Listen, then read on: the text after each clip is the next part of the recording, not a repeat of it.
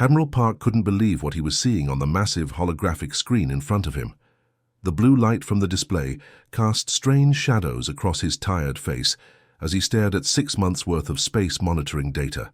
His hands trembled slightly as he zoomed in on the most disturbing part of the report. 300 Draconian warships had entered Earth's solar system exactly 6 months and 12 days ago. These weren't just any ships either. They were part of the feared Draconian Imperial fleet, each vessel the size of a small city, and armed with weapons that could crack planets in half. The entire galaxy knew about these ships. Parents told their children scary stories about them. Even other alien species crossed to the other side of space when they heard the Draconians were coming. But here was the impossible part.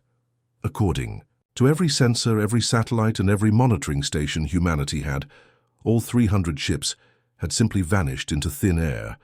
Not destroyed, not retreating, not hiding behind some moon or asteroid.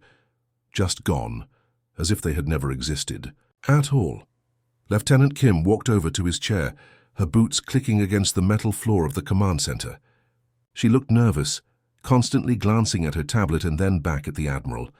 "Sir, I hate to bother you, but the Galactic Council just sent another message. They're not happy at all." Park looked up from the display. "What are they saying?" "Doubt they want answers immediately, like right now answers. They're sending a full investigation team to Earth, and they'll be here in less than a week." Kim paused and lowered her voice. "Sir, they're bringing specialists from 7 different alien species. This isn't just a friendly visit." The Admiral stood up and walked to the large window overlooking Earth. The planet looked so peaceful from up here in the space station. Blue oceans, white clouds, green and brown continents slowly rotating in the darkness of space. It was hard to believe that this quiet little world had somehow made the galaxy's most feared fleet disappear without anyone knowing how. Park rubbed his temples, feeling a headache coming on. The situation was getting worse by the hour. The Draconians had been coming to Earth for one specific reason. Humanity had been refusing to follow new trade regulations that the Galactic Council had created. These rules would have basically turned Earth into a slave planet, forcing humans to give away their resources for almost nothing in return.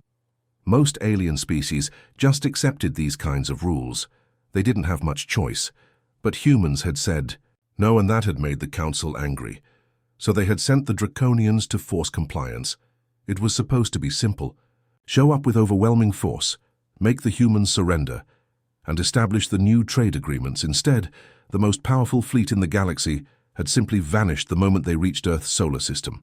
No explosions, no battle damage, no distress signals, no escape pods, no debris fields floating in space. Nothing at all.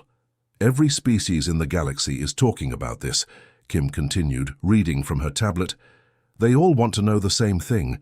How did primitive humans make an entire invasion fleet disappear? Some think we have secret weapons. Others think we made a deal with something even scarier than the Draconians." Park turned back to the holographic display and zoomed out to show the entire solar system. "The truth is, Kim, I have absolutely no idea what happened to them. The transport ship landed with a heavy thud on the concrete platform at Earth's main spaceport. Steam hissed from its engines as the massive doors slowly opened. What stepped out first made every human present take a step backward. Councillor Thexval was enormous, easily 8 feet tall with dark green scales that seemed to shimmer in the sunlight.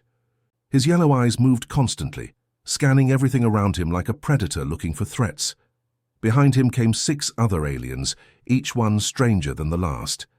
There was a floating jellyfish-like creature with tentacles that sparked with electricity, a rock-based being that looked like it had been carved from a mountain, and several others that defied easy description. These weren't tourists or friendly diplomats. These were the galaxy's top investigators, forensic experts and military analysts.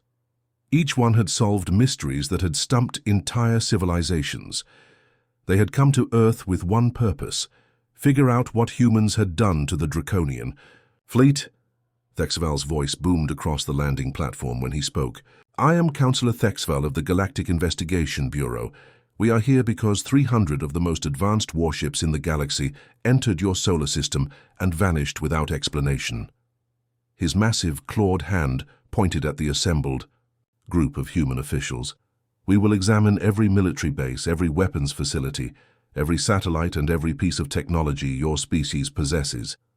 The human delegation stood quietly, waiting for him to finish. Dr. Lee, a small woman in her 50s who served as Earth's chief science officer, stepped forward. She looked tiny next to the massive alien, but she didn't seem intimidated at all. "Welcome to Earth, Counselor Thexaval," she said with a genuine smile. "We're actually really glad you're here. This whole situation has us completely puzzled too. We want to know what happened to those ships just as much as you do."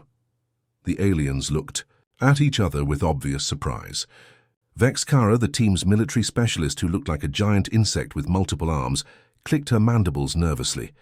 "You're not going to resist our investigation?" "Resist?" Dr. Lee laughed. "Why would we resist? We have nothing to hide. You can examine our entire military, our space program, our research facilities, everything. We'll give you complete access to all our records, all our technology, all our monitoring data from that day." Colonel Huang, standing next to Dr. Lee, nodded in agreement. "We've already prepared detailed files on every piece of military equipment we have. Our satellites recorded everything that happened when the Draconian fleet arrived. Well, everything. Up until they disappeared anyway." The floating jellyfish creature pulsed with different colors, which the translation device interpreted as confusion. This level of cooperation is highly unusual. Most species try to hide their defensive capabilities from investigation teams. Dr. Min, another human scientist, stepped forward. "Look, we understand why you're suspicious. A massive fleet shows up to invade us, and then they just vanish. If I were in your position, I'd be suspicious too. But the honest truth is, we have no idea what happened to them." She gestured toward the city behind them. "You're welcome to examine everything. Our nuclear weapons, our particle beam systems, our space defense platforms. But I'm warning you right now, you're going to be disappointed. Our most advanced weapons couldn't even scratch the paint on a single Draconian cruiser, let alone destroy 300 of them." Thexval's eyes narrowed as he studied the humans. In his 40 years of investigating mysterious disappearances across the galaxy, he had never encountered a species so willing to open their entire military to outside examination. Usually, civilizations fought tooth and nail to keep their secrets hidden. "Very well," he said slowly. "We will begin our investigation immediately. But know this, humans. If we discover you possess weapons capable of destroying entire fleets, there will be consequences." Dr. Lee's smile never wavered. "We understand completely, Counselor. Please follow us. We have a lot to show you." The investigation had been going on for 3 straight days, and the alien team was getting more confused by the hour. They had examined every single military installation on Earth, from the massive particle beam arrays floating in orbit to the underground nuclear silos hidden beneath mountain ranges. Vexkara, the insect-like military analyst, stood in front of a massive particle beam cannon that humans used to break apart dangerous asteroids before they could hit Earth. Her multiple arms moved rapidly as she took measurements and recorded data. "Look at this thing," she said to her colleague, a rock-based creature named Zorthak. "It's designed to crack rocks, not penetrate military-grade hull armor." The weapon was impressive by human standards, but compared to Draconian technology, it might as well have been a water gun. The energy output was barely 1% of what would be needed to damage even the smallest Draconian scout ship. Down in Colorado, another team member was examining Earth's nuclear arsenal. The warheads were certainly dangerous and could level entire cities. But against the energy shields that protected Draconian vessels, they would be completely useless. It would be like throwing pebbles at a tank. "I've run the calculations 12 times," reported the floating jellyfish creature through its translator. "Even if humans detonated their entire nuclear arsenal at once, it wouldn't even weaken the shields on a single Draconian battleship." Meanwhile, their human guides were being incredibly helpful in the most frustrating way possible. Dr. Han, a cheerful astrophysicist, had spent the entire morning showing them Earth space monitoring systems while drinking coffee from a thermos. "These satellites can track objects as small as a tennis ball anywhere in the solar system," she explained proudly. "But honestly, we lost track of the Draconian fleet the moment they reached Jupiter's orbit." Colonel Song, a career military officer, had given them complete access to every classified military file on Earth. He seemed genuinely excited to show off humanity's defensive capabilities, even though those capabilities were laughably primitive by galactic standards. "Our latest interceptor missiles can hit targets moving at incredible speeds," he said enthusiastically. "Of course, Draconian ships move about 50 times faster than anything we've ever designed to intercept." Engineer Cho had spent 2 full days explaining Earth's early warning systems in excruciating detail. She had theories about what might have happened to the missing fleet.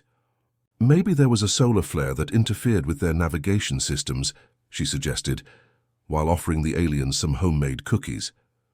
"Or perhaps they detected something else in the outer solar system and went to investigate." What made the situation even more puzzling was how genuine the humans seemed.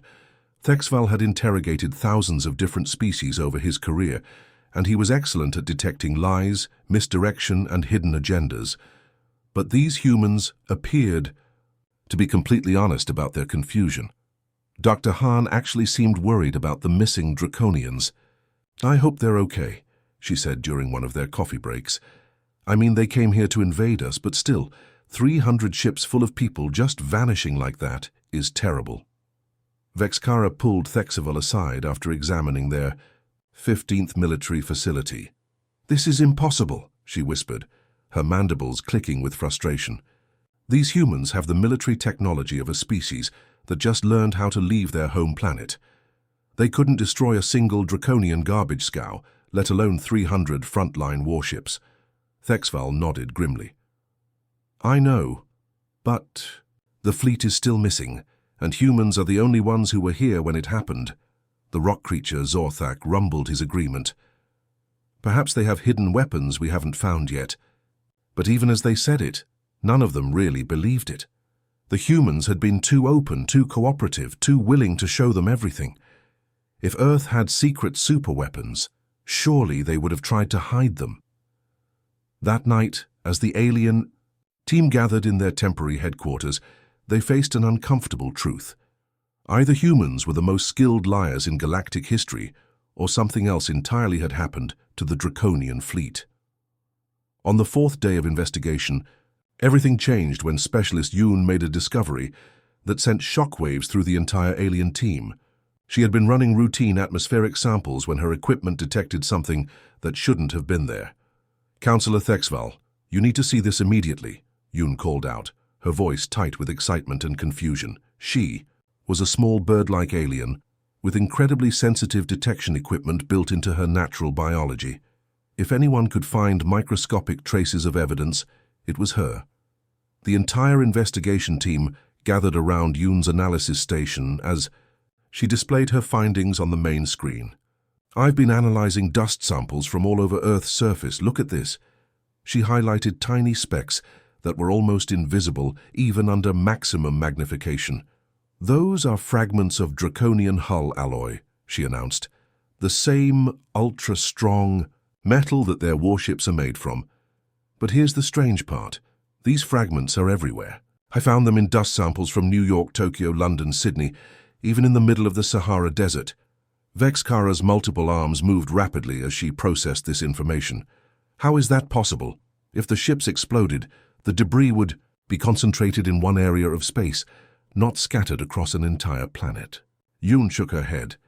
"That's not even the strangest part. Look at the size of these fragments." She zoomed in further, showing particles so small they were barely visible even with the most advanced equipment. "These pieces are ground down to almost molecular level. It's like someone took 300 massive warships and turned them into the finest powder imaginable." Dr. Nam, who had been quietly running atmospheric scans, suddenly looked up from his equipment with a puzzled expression. "I'm detecting something else. There are energy signatures in Earth's upper atmosphere that don't match anything in our databases." He transferred his readings to the main display. Strange wavelengths of energy were flowing through the air, about 60 miles above Earth's surface. The patterns were clearly artificial, but they didn't match any known human technology that the aliens had examined over the past few days. "This energy signature is incredibly sophisticated," Dr. Nam continued. "It's more advanced than most technology we've seen from species that have been traveling through space for thousands of years." Thexavol's yellow eyes narrowed as he studied the readings. His massive claws tapped against the table as he thought, if this technology isn't human, then where did it come from? Did humans steal it from another species? Did they find ancient alien artifact? The alien team exchanged worried glances. This was the first real evidence they had found, but it only made the mystery deeper. How could primitive humans have access to technology that was more advanced than what most galactic civilizations possessed? Dr. Yang, who had been standing quietly in the corner observing the entire investigation, finally cleared her throat. She was an older human woman who worked for Earth's Atmospheric Research Division. Until now, she had barely spoken during the aliens' visit. "Counselor Thexaval," she said calmly, "I think it's time we showed you something. We've been completely honest with you about our military capabilities, but there's one project we haven't mentioned yet." All eyes turned to her. Thexaval's massive frame seemed to grow even larger as he focused his attention on the small human scientist. "What project?" "Our atmospheric processors," Dr. Jiang replied simply. "They're not military technology, so we didn't think they were relevant to your investigation. But based on what you found, I think you need to see them." Vexkara's mandibles clicked nervously. "What exactly do these atmospheric processors do?" Dr. Jiang smiled slightly. "They clean our air. Earth's industrial development created a lot of pollution over the past few centuries. We developed microscopic machines that float in our upper atmosphere and break down harmful particles, turning them into harmless compounds." The floating jellyfish creature pulsed with different colors.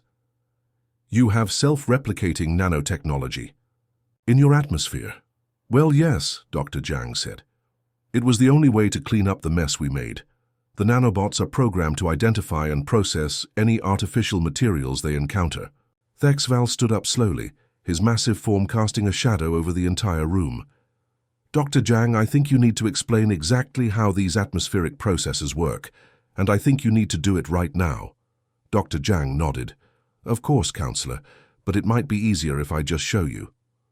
The elevator descended deep beneath the streets of Seoul, going down so far that several of the alien investigators began to feel uncomfortable. The walls were pure white, and the air smelled like hospitals and laboratories. When the doors finally opened, they stepped into a facility that looked like something from a science fiction movie. Dr. Yang led them through multiple security checkpoints, each one requiring different types of identification scans. "This is our atmospheric research facility," she explained, as they walked down a long corridor lined with windows showing various laboratories. "Most of the work we do here involves studying and maintaining our planetary cleanup systems." The main laboratory was enormous, with ceiling-to-floor windows looking out into chambers that seemed to stretch on forever.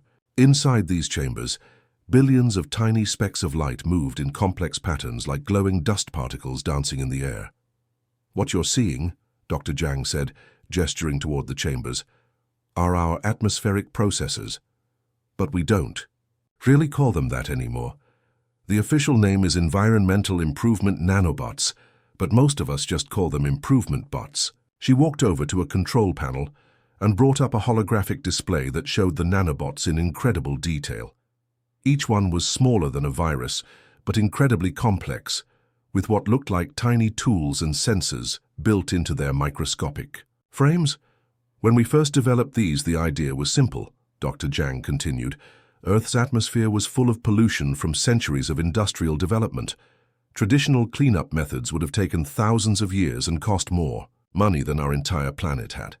So we created these." Professor Kang, an elderly man who appeared to be the lead scientist on the project, stepped forward and pulled up the technical specifications on another screen. The nanobots were programmed to identify artificial materials in the atmosphere and break them down into harmless compounds. But as we developed the technology further, we realized we could do much more than just cleaning. Thexval stared at the display, his massive reptilian brain struggling to process what he was seeing. "You put billions of these machines in your atmosphere?" "Actually trillions," Professor Kang corrected. "They self-replicate using materials they find in the atmosphere. The population grows and shrinks based on how much work there is to do." Vexkara's multiple arms moved frantically as she tried to understand the implications. But what does this have to do with the Draconian fleet? Dr. Jiang smiled softly. The nanobots weren't just designed to clean pollution. Over the years, we've upgraded their programming. Now they're designed to repair and improve any technology they encounter. When something artificial enters Earth's atmosphere, the nanobots swarm it and make it better. The floating jellyfish creature pulsed with alarmed colors. Better how? Professor Kang pulled up a simulation on the main screen. Let's say a broken satellite falls back into our atmosphere. The nanobots would repair any damage, upgrade its systems with more efficient technology, and improve its capabilities beyond what it was originally designed to do. Dr. Jiang nodded. The Draconian fleet didn't just enter our solar system. They flew directly through the most concentrated area of improvement nanobots in the galaxy. Every single ship in their fleet was completely surrounded by trillions of microscopic machines, whose only purpose was to make them better. Thexval's jaw literally dropped open, showing rows of sharp teeth. You're telling me that you didn't destroy the Draconian fleet? Destroy them? Dr. Jiang looked genuinely shocked by the suggestion. Of course not. That would be terrible. We improved them. Improved them how? Vexkara demanded. Professor Kang brought up more detailed schematics. The nanobots analyzed every system on those ships and upgraded them. Weapons were converted into terraforming equipment. Shield generators were transformed into atmospheric processors. Engines were rebuilt for exploration rather than conquest. The rock creature Zorthak rumbled with confusion. You turned their warships into what exactly? The most advanced planet-building fleet in galactic history, Dr. Jiang replied calmly. Every single weapon system was converted into something that could create life instead of destroying it. Every piece of military equipment was transformed into tools for exploration, terraforming, and peaceful colonization. Thexval sat down heavily in the nearest chair, which creaked under his massive weight. You took the most feared military fleet in the galaxy and turned them into gardeners. Well, Professor Kang said thoughtfully, when you put it that way, yes, that's exactly what we did. Professor Kang walked over to another console and began pulling up massive amounts of data that the nanobots had recorded during their work on the Draconian fleet. The screens filled with detailed technical readouts, communication logs, and what looked like thousands of hours of video footage. The nanobots don't just improve technology randomly, he explained to the stunned alien investigators. They record everything they do. Every modification, every upgrade, every change they make gets logged and stored. We have a complete record of what happened to every single ship in the Draconian fleet. Dr. Moon, a younger scientist who specialized in analyzing the nanobots' data, stepped forward and began organizing the information on the main display. What we're about to show you is probably the most detailed transformation record in history. The nanobots worked on those ships for almost 18 hours straight.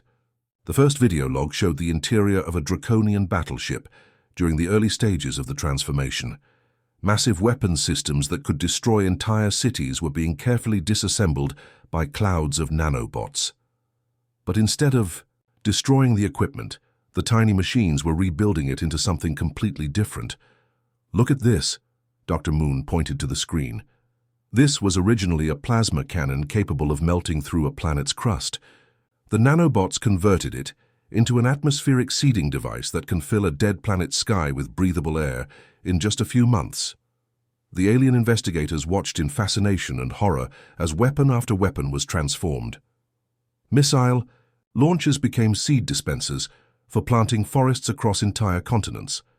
Energy shields were reconfigured into protective barriers that could shield delicate ecosystems from harmful radiation. Even the ship's armor was modified to collect and process raw materials for building habitats. But the most interesting part wasn't the technology. It was the communications logs from the Draconian crews themselves. The crews were absolutely terrified at first, Dr. Moon explained, as she played audio recordings from inside the ships.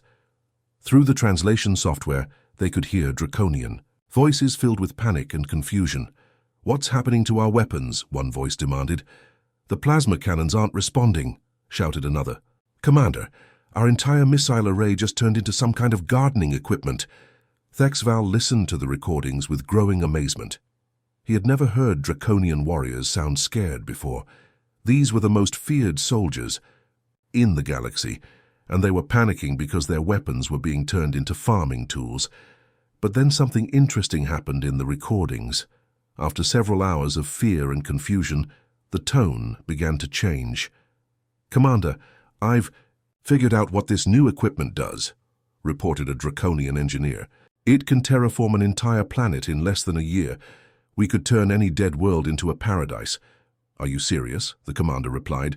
"Sir, with these modifications, we could create more habitable worlds in a decade than the galaxy has, seen in the past 1,000 years. Researcher Shin, who had been quietly analyzing the psychological aspects of the transformation, pulled up more recent communications from the Draconian fleet. This is where it gets really interesting. Listen to how they're talking now. The latest recordings showed a completely different attitude. The same Draconian warriors who had arrived to conquer Earth were now excitedly discussing plans for terraforming dead planets and creating new ecosystems. "We've identified 12 barren worlds in the Outer Rim that are perfect candidates for transformation," reported one Draconian officer. "With our new capabilities, we could have all of them supporting life within 2 years." "Excellent," replied their commander. "Prepare the atmospheric processors. We'll start with the closest system and work our way outward." Vexkara's mandibles clicked rapidly as she processed what she was hearing. "They sound excited about this." "They are excited," researcher Shin confirmed. "The nanobots didn't just change their equipment. They gave these warriors a new purpose. Instead of conquering and destroying, they now have the tools to create and build." Dr. Moon nodded and brought up the final set of data logs. "They're still organized like a military fleet. They still follow the same chain of command, use the same tactical planning, and maintain the same discipline. But now, instead of planning invasions, they're coordinating massive terraforming projects. They're still warriors," researcher Shin added with a smile. "They just fight against dead planets now instead of living beings. And they're winning every battle." The alien investigators sat in stunned silence as they absorbed what they had learned. The most feared military force in the galaxy had been transformed into the most effective planet-building organization anyone had ever seen. Captain Lim pulled up the galactic tracking display, showing a map of known space with tiny dots representing different fleets and civilizations. She zoomed in on the Outer Rim, where most species rarely traveled because the planets there were considered worthless. Dead rocks floating in space with no atmosphere, no water, and no life. "Here's where it gets really incredible," she said, pointing to a cluster of signals moving through that empty region. "The Draconian fleet is out there, but look what they're doing." The display showed the fleet's movement patterns over the past 6 months. Instead of the aggressive attack formations that Draconian ships were famous for, they were moving in careful, methodical patterns around different star systems. Dr. Park, who specialized in long-range communications, had been monitoring transmissions from the Outer Rim. "We've been receiving their communications for weeks now. At first we thought they might be planning some kind of revenge attack on Earth. But listen to this."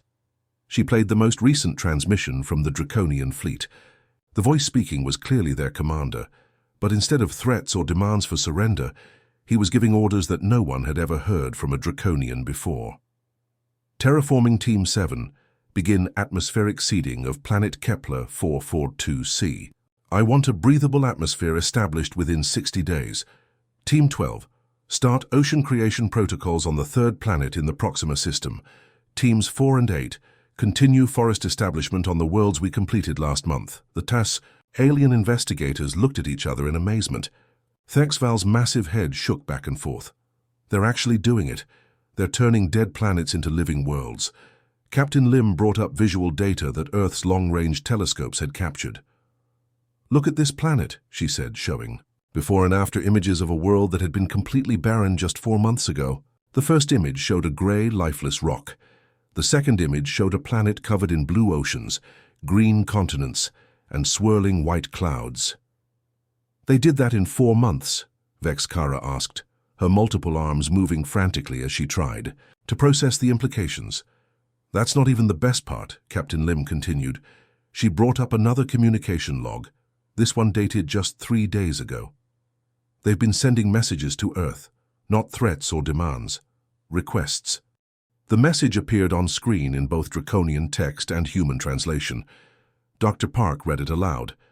To the humans of Earth, we have successfully established atmospheric conditions on 17 planets in the Outer Rim. We request permission to obtain plant species from your world to establish biodiversity on our new garden planets. We are particularly interested in your most resilient trees, grasses, and flowering plants. The room fell silent as everyone absorbed what they had just heard. The most feared military force in the galaxy was asking Earth for gardening supplies. They sent a detailed list, Dr. Park continued, bringing up several pages of plant names. Oak trees, pine trees, wheat, corn, roses, sunflowers. They want to create forests and farms on the planets they're terraforming. Professor Kang looked thoughtful as he studied the list. These are all species that are particularly good at surviving in difficult conditions. They're not just randomly asking for plants. They've done their research. Dr. Ryu, who had been quietly observing the entire investigation, finally spoke up. Do you realize what this means? The Draconian Empire spent thousands of years conquering planets and taking them away from other species. Now they're creating new planets and giving them away. Captain Lim nodded and brought up more recent data. According to our observations, they've already contacted several smaller civilizations and offered them completely terraformed worlds for free. No strings attached. Just, here's a beautiful planet. Would you like to live there? The floating jellyfish creature pulsed with colors that indicated deep confusion. They're giving away planets for free. It gets better, Dr. Park said with a smile. Look at this communication we received yesterday. She brought up another message from the Draconian commander. To Earth Command, we have completed terraforming of the Tau Ceti system. All 4 planets now support Earth-like life. We would like to invite human colonists to establish settlements there. Consider this a gift of friendship between our peoples. Thexville stood up slowly, his massive frame casting shadows across the room. They're offering humans free planets. Not just humans, Captain Lim clarified. They've made similar offers to dozens of species across the galaxy. They're essentially creating an unlimited supply of habitable worlds and giving them away to anyone who wants them. Dr. Ryu walked over to the window and looked up at the sky. They've found a new kind of victory, she said quietly. Instead of conquering existing worlds, they're creating new ones. Instead of taking life, they're making life possible in places where it never existed before. And they're better at it than anyone imagined possible, Professor Kang added. At this rate, they'll double the number of habitable planets in the galaxy within the next 10 years. Dr. Park had been working non-stop for the past 2 days, going through years of data that no one had ever thought to connect before. Her desk was covered with reports, star charts, and communication logs from across the galaxy. What she discovered changed everything they thought they knew about human activity in space. Counselor Thexval, you need to see this, she said, her voice trembling with excitement and exhaustion. The Draconian fleet wasn't the first time this has happened. She brought up a massive galactic map showing human trade routes over the past 5 years.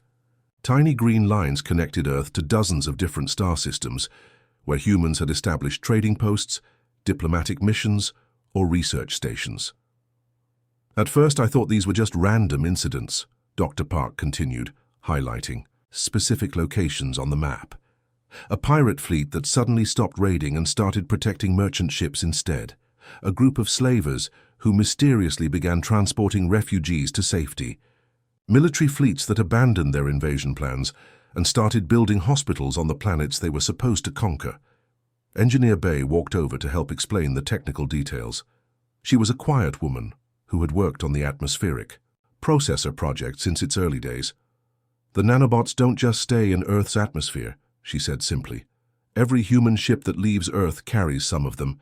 Every space station we build, every colony we establish, every trade route we use gets seeded with improvement nanobots. Vexkara's mandibles clicked rapidly as she processed this information. You mean these microscopic machines are spreading throughout the galaxy? Only along human trade routes, Engineer Bay clarified. The nanobots have a limited range and lifespan when they're away from Earth. But wherever humans travel regularly, there's a small population of them floating in space. Dr. Park brought up specific case studies, Look at this incident from 3 years ago. The Kethmaran battle fleet was heading to destroy a human research station in the Vega system. 47 warships, all armed with planet-cracking weapons. They entered the area around our research station, and their entire fleet was transformed overnight. The display showed before and after images of the Kethmaran ships. What had started as sleek, deadly warships were now covered in strange equipment. That looked more like scientific instruments than weapons. The Kethmarans are now the galaxy's leading experts in asteroid mining and space construction, Dr. Park continued. They use their converted ships to build space habitats for species that don't have the technology to do it themselves. Thexval's yellow eyes were wide with disbelief. How many fleets have been converted? Dr. Park scrolled through her data. We've identified at least 37 separate incidents over the past 5 years. Some were small raiding parties with just a few ships. Others were major military fleets with hundreds of vessels. All of them entered areas where human nanobots were present. All of them were completely transformed. Engineer Bay pulled up the technical specifications for how the nanobots operated.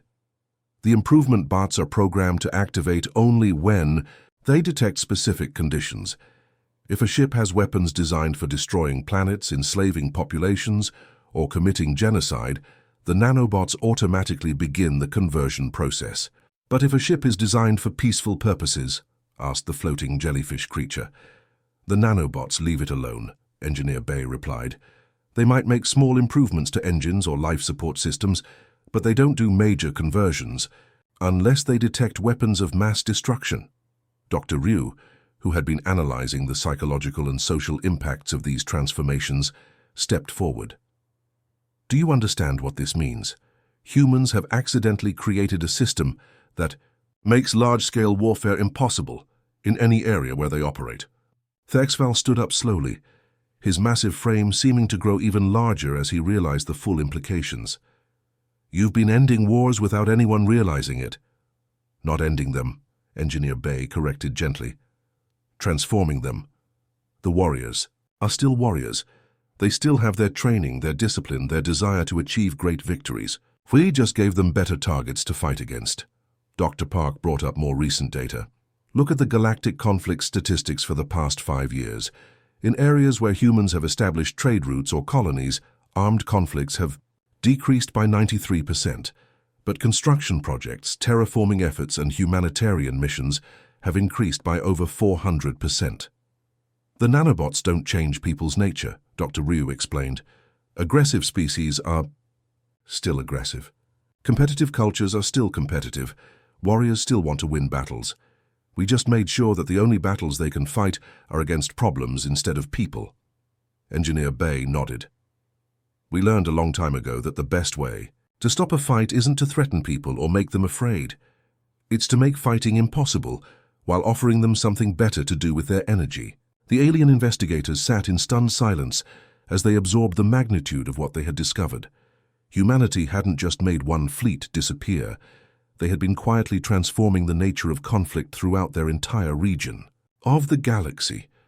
How long have you been planning this? Thexval asked quietly. Engineer Bay smiled. We weren't planning anything.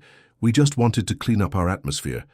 Everything else was an unintended consequence that turned out to be the best accident in galactic history. The investigation was officially over, but the real changes were just beginning. Thexval stood in the main conference room of Earth Space Station, preparing his final report to the Galactic Council. What he had to tell them would shake the foundation of everything they thought they knew about power, warfare, and civilization itself. In my 40 years as an investigator, he began, speaking into the communication device that would transmit his words across the galaxy, I have never encountered anything like this. The Draconian Imperial fleet was not destroyed by human weapons. It was transformed by human ingenuity into something the galaxy has never seen before. Within hours of his preliminary report reaching the Galactic Council, something unprecedented began to happen.